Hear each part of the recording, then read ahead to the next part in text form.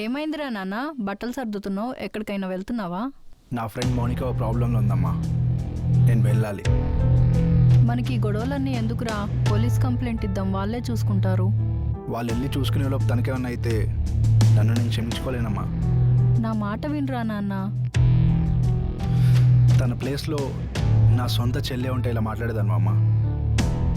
నువ్వేం కంగారు పడకు, నేను వెళ్ళి అక్కడ తనకు అన్ని జాగ్రత్తగా చూసుకొని సెటిల్ చేసి తిరిగి వచ్చే బాధ్యత నాది. అర్థమవుతుందా?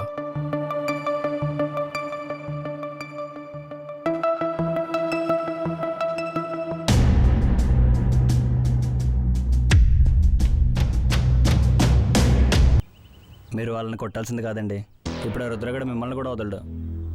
రుద్ర ఆడేవాడు? అయినా అంతమంది వెనకాల పడుతున్నప్పుడు ఏ కర్రో రాయో పట్టుకొని కొట్టాలి కానీ పరిగెత్తుకొచ్చావండి.